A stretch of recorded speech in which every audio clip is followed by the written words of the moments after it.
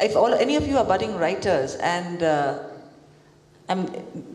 you heard about Paru's struggles of getting books published, and I think the girl, I don't recognize her right now, was talking about writing and blogging and publishing. Does she have something to say at this point? So you can get some feedback from the children's writers on the stage. Is she chickening out? Come on. I know, I can see. Come on, ask. I can't remember her face because it was in the dark yesterday, but she was walking out and she... Stand. Sorry? No. Publishers and children's writers, now you sort of kind of slot them into different age groups. And though there was a comment earlier about how adults enjoy children's writing and sessions better, as a writer and a publisher, we have the big problem of slotting. She's a writer for slotting in the sense when the marketing comes with the picture, right? And for the writer, very often we have this argument with, I wrote this for a 4-year-old child, and the marketing person has decided it's actually for an 8-year-old, depending on their Lexile scores or whatever. So I'd like to talk about, your first book, but whether you had that experience with publishers, and Paru after that. So the first, even before the book came to this form, I attended a writing workshop, as I told you, only because I didn't know this entire rule that you have to have 16, 24, 32 pages, especially for a picture book. And how much of text will you give?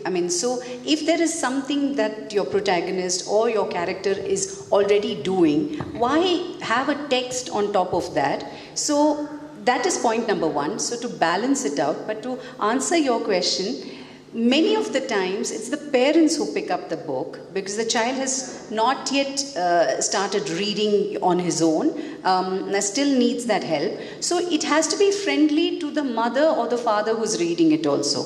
So it has to be, it's a very tricky situation. So you can't, you have to think in mind that it's also for the parents, and though your target audience here will say 4 to 8, but you'll have adults in your in your storytelling. It's okay, you can make it very participative, you can, but in a book, that's all it is, and they will either like it or they will shun it away. So yes, we did have a lot of chat with Tulika, but Tulika has so much of experience. So right from the illustrator, I just kept, how it goes back and forth, and I had a crow.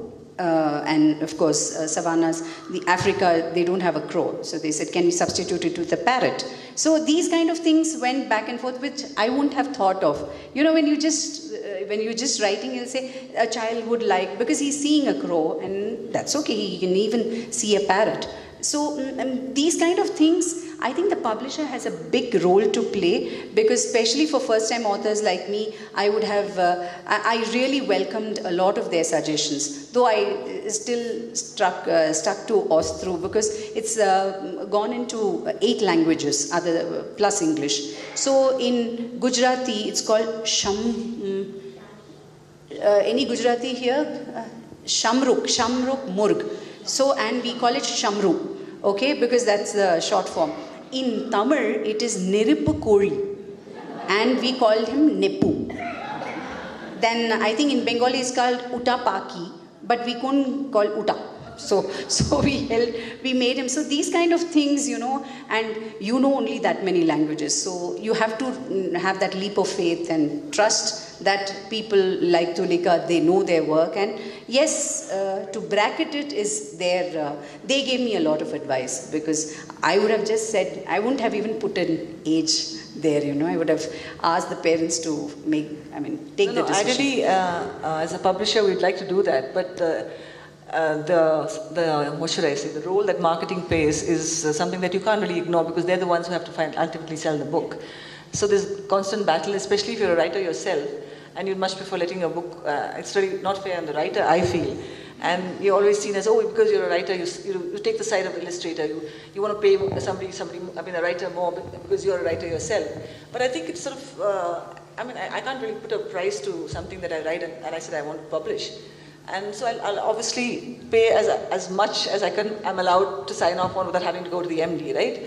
and the marketing will come back and say, look at how much money you spent, and they work out there's an equation, how much you spent and how much paper and the number of, it's actually quite, the scary part of publishing is that, which I can't stand, which is why things like this happen, the contract doesn't been signed, because you're concentrating on the illustration and the paper and all the logistics that ultimately you get to see a brilliant book in front of you. But what goes behind it? And sometimes you have to make harsh decisions because we can't afford that illustrator, or this writer is too expensive. And I said, no, I've already slotted in my head that this book is coming out from this writer. And Paro wants this illustrator, and if she's already worked and they worked so well together, why can't I get this illustrator to work? Because she already knows what she's got in her mind. But it's a combination of so many things that ultimately you guys get to see, and we've got, by the end of the book, we're like, oh my God, at least it's come out finally, maybe not always the way you want. But I'm not totally convinced of this cutting children up into little bits. Yeah, no, not whatever, 4 to 6, 6 to 8 and whatever. And then there's something called tweens, and then there's something called, there are all kinds of, now there's Ya, and I write for Ya, which is young adult. I'm a Ya-lit person. But there were two books for which I really fought on. The other is published by Speaking Tiger, which has a imprint for children called Talking Cub. And I said it cannot be a Talking Cub book, because then that brackets it. Since I'm known as a children's writer, but then younger children would pick it up, and teenagers, I'm sure you'll agree with me, if there are cute illustrations and if it's a Talking Cub, you won't pick it up. So it had to be a Speaking Tiger book and not the children's imprint. Same with the Penguin book, Like Smoke, where I insisted and fought for the fact that it should be a Penguin book and not a Puffin book, which is Puffin being the children's. But a lot of it is decided. I respect the marketing efforts and experience for sure. No, I don't. So which is why there's always a battle between the marketing and the editorial all the time. Another thing that I think we discussed earlier that we wanted to bring up is besides the slotting and the illustrations and stuff, the fact that you're in theatre and the fact that you're an actress. And storytelling, it's what is the word? It's an advantage, I think, as a writer for children to be. Would you be able to refute or agree with that comment? The fact that you have. So I draw in experience. I dabble with theatre also, and in theatre, again, it's instant gratification.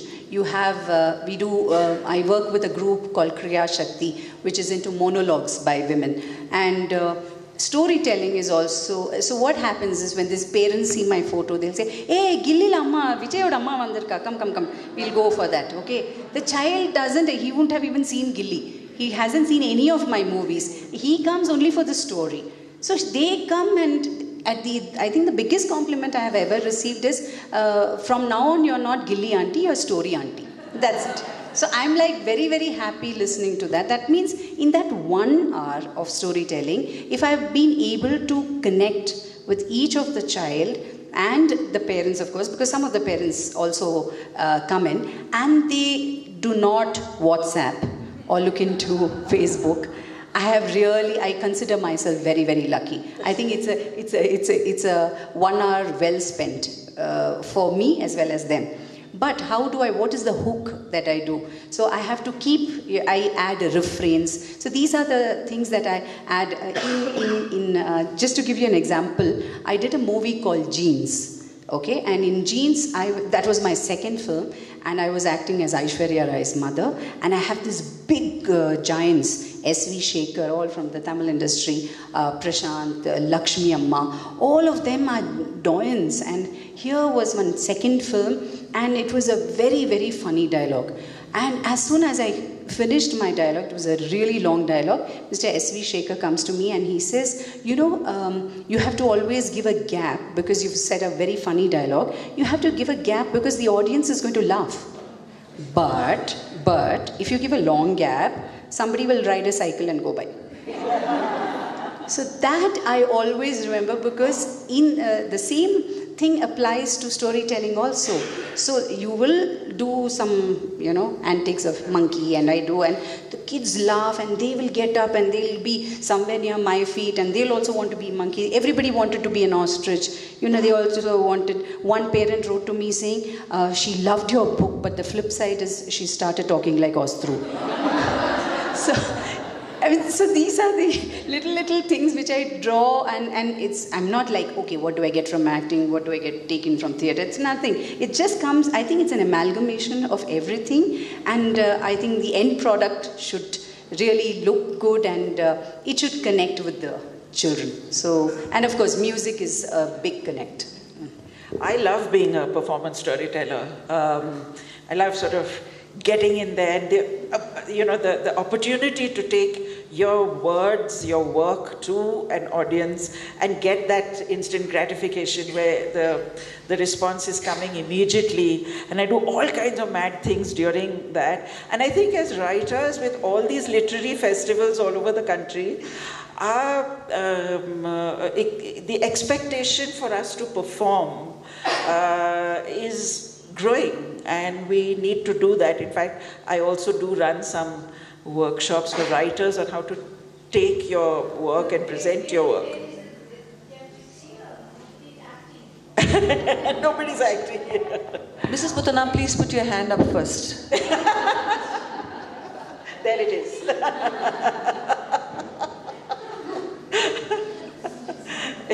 No, would either of you do a little session of what you do at a workshop? Sure. Yes. Yeah. Well, you've heard enough of here, Sweetie, can I tell a story too? Ostru wants to tell a story. silly Ostru, come and listen only. But I really want to tell my story. Come on, listen. Just come on, listen. And the monkey, he wants to tell a story. He can't tell one sentence without any sentence. Oh, but that's really sad. Of course, I can't fall down like Oscar. I would do that also, because you just go jump in. In another, it's okay if I repeat the plot. Okay. No, it's okay. Silly Ostru finally found out that, you know what, that happy song, because Mama Mouse says you have to sing to, it's a happy song, let's all sing, when the sun shines, it's sun, when the moon smiles, silvery bright, say, Ostru, did you realize you didn't stammer when you sang? I did. I did. I know what I'm going to do. And then, the next day, when he sees the zebra and the elephant, everybody getting ready, he just goes, and after they all complete, just about to ring the bell, saying day 2 over, he said, Squirty, I need to tell my story. She says, no, before even he could say that, a tale from here, a tale from there, tales from the jungle I'd like to share. A tale from here, a tale from there, tales from the jungle I'd like to share. But to speak without a stammer or stutter is for me a very big matter. But to speak without a stammer or stutter is for me a very big matter. It's hard to see you stare and glare, but now I can sing my story anywhere. It's hard to see you stare and glare, but now I can sing my story anywhere. I'll sing it out loud, I'll sing it out clear, I'll sing out my story for all to hear.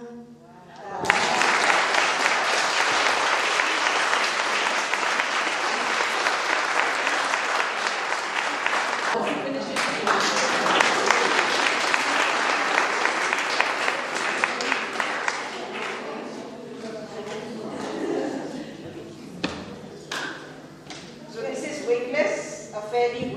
fairy tale, I don't need the mic, right? She'll need the entire stage though, I think. When Princess Chutki was born to the King and Queen of Angels, there should have been much rejoicing and happiness. There should have been a smile on the face of everyone who lived in the diamond and silver land, where King Quicksilver and Queen Sparkling Gem ruled justly and wisely, just as any good king and queen should in any good fairy tale. But this isn't a good fairy tale. It's a very weird fairy tale. None of these joyful things happened. No. Musical instruments were broken.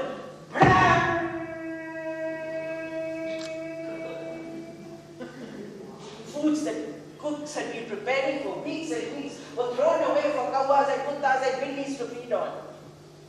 Presents wrapped and ready for the new princess were hidden away in the darkest corners for dust to settle on and spiders to spin their webs on. People who came to see her opened their mouths wide with horror as their jaws fell with loud thuds to the floor. Some could only weep and wash the floor with their tears. And some had tongues that would not stop wagging. The king and queen must have done something very bad to have had a daughter like this. The kingdom of angels is doomed. The end is in sight. We must kill this freakish princess before she kills us. She has brought hell to heaven. She must be punished. She must be killed.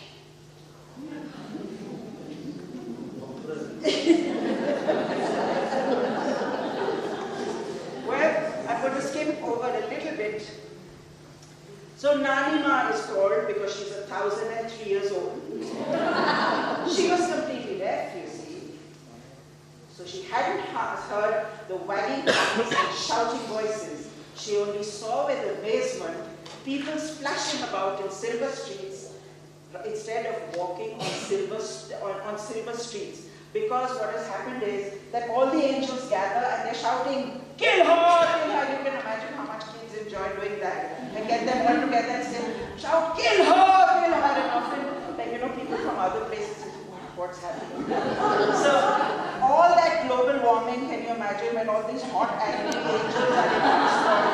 The silver streets melt and turn into silver streets, and the angels are still splashing about and still shouting, "Kill her! Kill her!"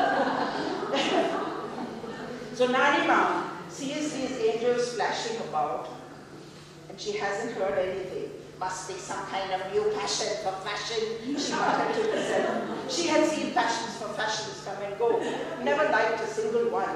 And not for her these new crazes of clothes and hairstyles and handbags. No, she stuck to the fashions of 1,000 years ago, when women who were women wore sea green, seaweed gowns. And these she still wore, keeping them fresh in underwater cupboards. When she was led to where the baby was, where the King Quicksilver and Queen Sparkling Gem sitting sadly on either side of their baby. "Eh!" she cried when she saw the baby. "Wow, how wonderful Queen Gem and Sparkling Silver!" She could never ever get their names right, not even her own daughter's name. "Why, you've had a baby! What darlings! How good of you to call me!" She rushed to the baby's bedside and peered in. "Why, how beautiful! How lovely! How perfect! What a good little baby angel!" She cooed as she lifted the baby up into her arms. And sure enough, as the sheets fell away, she let out a cry of alarm. She shrieked in horror. "But what is this? This little baby has no wings. What's the meaning of this?" Her hands flying around like butterflies, sometimes coming to rest here before taking off. "We wanted to ask you the meaning of this," said the king and queen. But the 1,003-year-old grandma would not and could not hear. "Why, quick slipper and sprinkling gent?" You can imagine how much kids enjoy that. She shouted in a shaky voice, "I say that you are doomed." Then, talking in a voice edged with black lace, as only proper when talking of bad things. She continued, "You are doomed for having brought hell to heaven. What you have done, wax liquor and sprinkling jet, no one has ever dared to do before. Only sorrow and tears will follow you now. Sorrow and tears."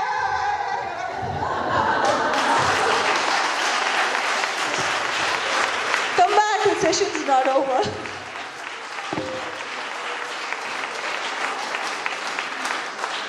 Authors.